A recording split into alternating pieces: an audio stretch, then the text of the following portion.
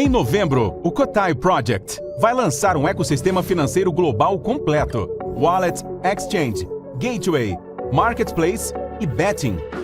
Tudo 100% em cripto, sem censura, sem limites, preservando o anonimato e a verdadeira descentralização. Vamos levar liberdade financeira e geográfica para milhões de pessoas. Prepare-se, novembro é o início de uma nova era. Cotai, o próximo nível da revolução cripto. Caso Gritzbach. Esse me instiga bastante porque aconteceu lá em Guarulhos, eu sou de Guarulhos, né? E o aeroporto de Guarulhos, que é muito grande, é gigante, e ninguém nunca pensaria em matar alguém lá, entendeu?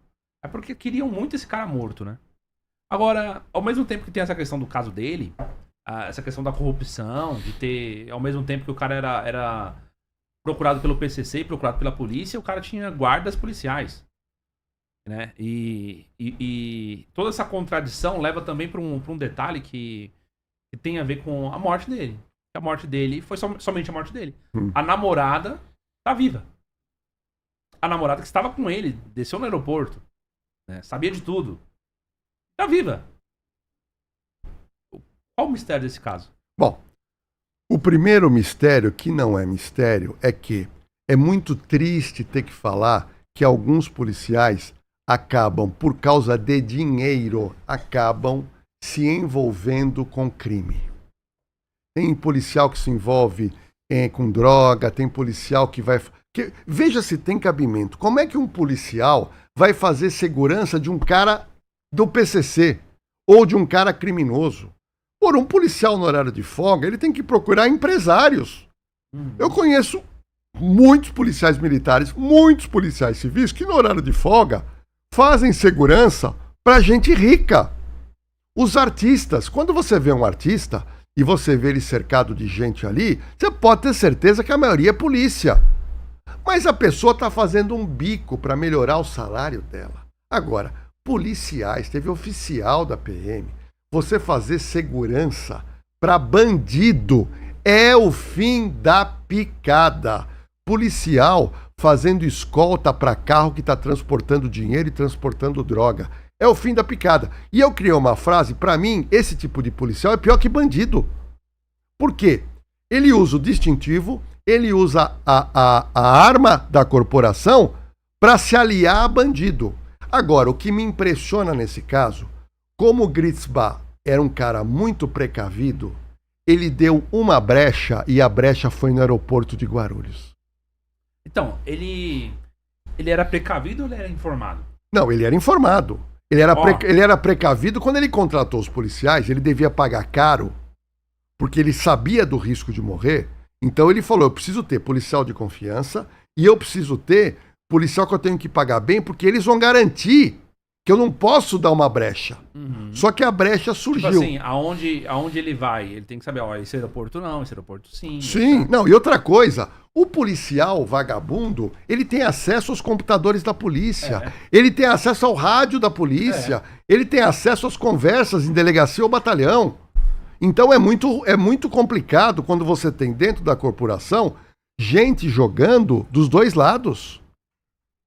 Ele tem a informação que ele precisava. Agora, o que me impressionou foi a audácia desses policiais em cometer um assassinato no maior aeroporto do Brasil, que tem câmera em tudo quanto é lugar. Eles acreditavam que eles poderiam sair impunes. A investigação não foi fácil, certo, porque eles utilizaram de todas as artimanhas policiais para não serem reconhecidos. Em questão de detalhes, e a Polícia Civil de São Paulo, quando ela tem mais tempo para tratar de um caso, realmente os caras vão a fundo e vai chegar. E chegaram. Então, foi uma tristeza você ver policiais envolvidos. E ele teve, na realidade, ele pagou o preço de você se envolver com um bandido. Só para você ter uma noção, Júnior, no meu programa Operação de Risco, normalmente o meu repórter que está acompanhando, ele sempre pergunta quando o cara é preso, o cara que vende droga, quanto é que você ganha por dia? E eu já ouvi... O cara da biqueira? Da biqueira. A gente sempre pergunta, quanto é que você ganha? Porque o povo quer saber. O povo quer saber. Não é quanto é que você ganha por dia? Porque o trabalho é duro, hein? 12 horas. Eles assumem o posto, recebem a carga de droga e tem as regras para eles trabalharem, mas as pessoas querem saber. Então a gente tem ouvido lá que ganha por dia R$150. O quê? R$150 por dia. Mas aí eu já ouvi 200, já ouvi 300, e eu já ouvi garoto que vende droga mais cara que fala que ganha R$500 por dia. E por que eu estou contando isso para você? Porque o dinheiro faz com que a pessoa comece a pensar o diabinho. O dinheiro vem o diabinho. Ah, não, eu vou vender aqui, eu tomo cuidado. Pô, R$300 por dia, eu posso fazer isso, eu posso comprar aquilo. E todo mundo pensa, é aguçado pelo diabinho. Todo policial, todo fiscal, juiz, é aguçado. E aí você tem que ter o quê? A postura, a firmeza, a ética, a honestidade de falar, não, eu não vou entrar, né? Eu não vou pôr minha mão nessa cumbuca. Só que, tanto o policial se volta para o crime, assim como o fiscal, que já ganha bem e ainda ele é corrompido por um empresário para não dar um determinado tipo de multa, você tem hoje jovens de 16, 17, 18, que eles se iludem em ganhar 100, 200, 300 reais por dia e acha que aquilo vai ser um ganha-pão e não vai em cana. Isso são as ilusões do dinheiro, viu, Júnior? Caraca, velho. Então, por R$150 ao dia, você consegue contratar um cara pra trabalhar na biqueira. Consegue. Que na realidade é todo mundo daquela região. Só para você ter uma noção, pouca gente sabe, nós temos hoje no Brasil 88 facções criminosas. 88. As pessoas pensam que é 10, 15, são 88. O PCC, Comando Vermelho, eles criaram há pouco tempo um negócio empresarial muito interessante. Eles criaram a franquia e a microfranquia do tráfico. Então o que eles fazem? Eles pegam determinadas áreas que são grandes e eles delimitam aquela área e falam o seguinte: você quer comprar essa área para você vender drogas? O cara fala, quanto é que é?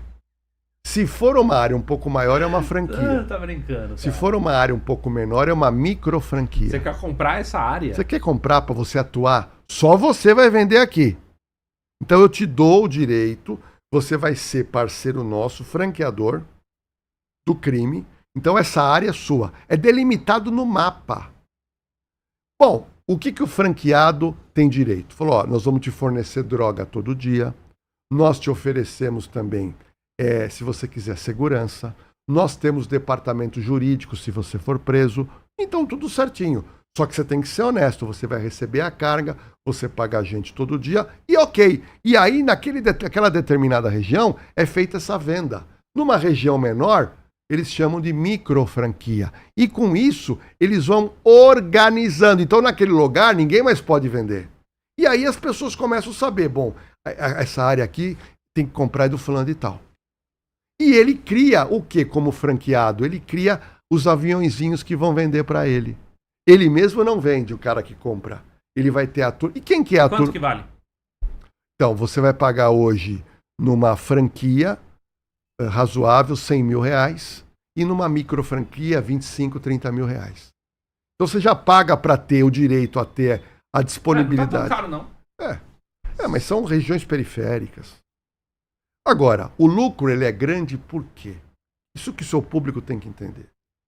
O empresário do crime, o PCC, o Comando Vermelho, eles não têm empresa aberta, eles não pagam contador, eles não pagam imposto, eles não pagam fundo de garantia, eles não pagam nada.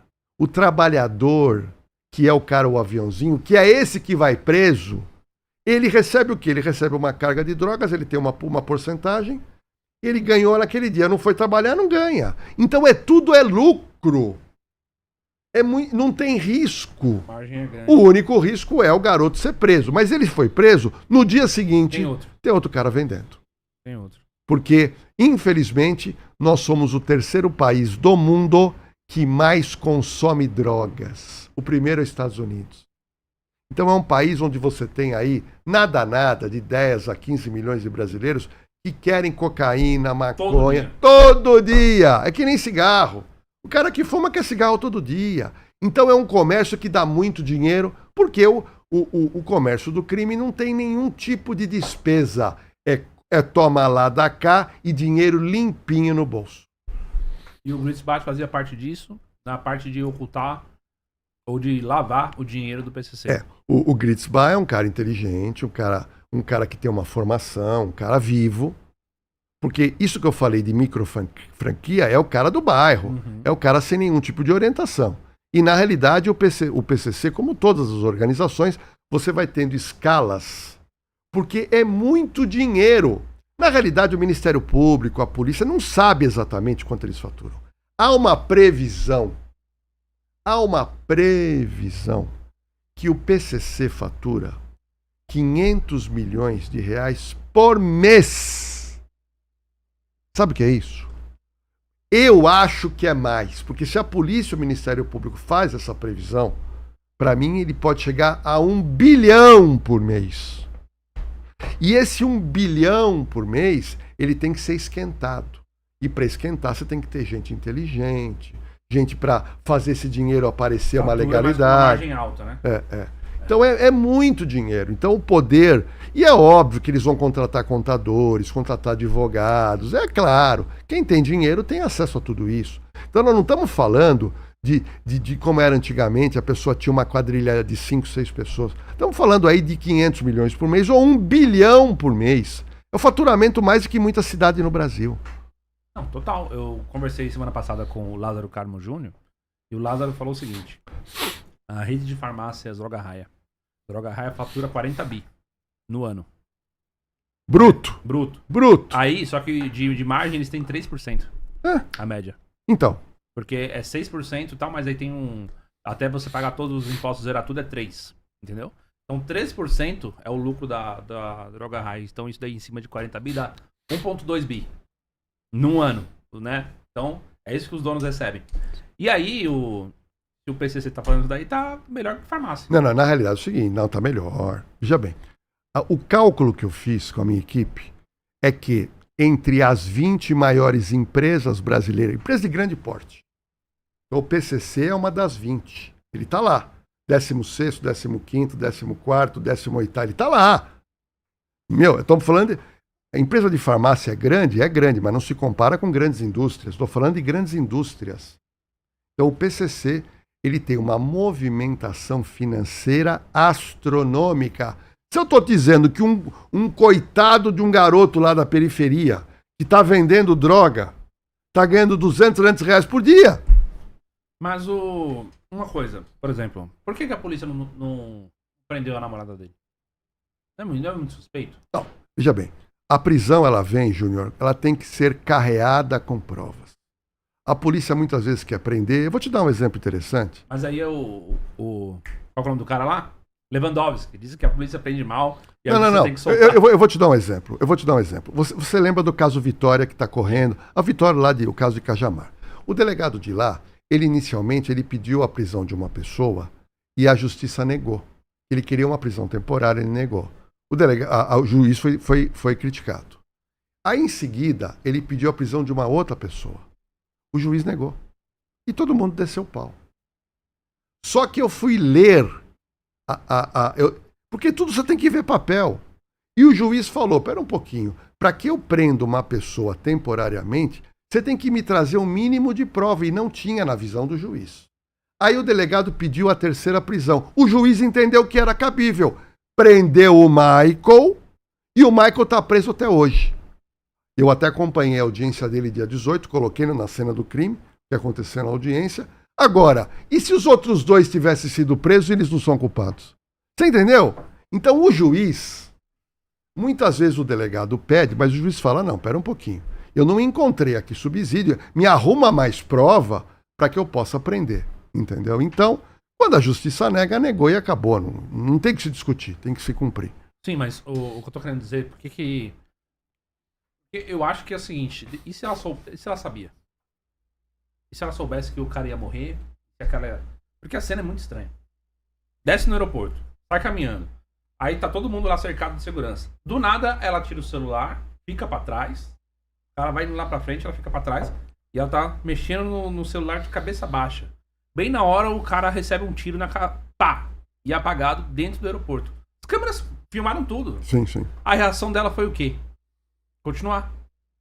Entendeu? Ali, a cena é muito marcante, que tipo, é como se ela tivesse deixado o cara ir na frente, vai ele na frente, fica ele, né, isolado, eu fico pra trás, abaixo a cabeça pra não ver e fico conversando com uma amiga.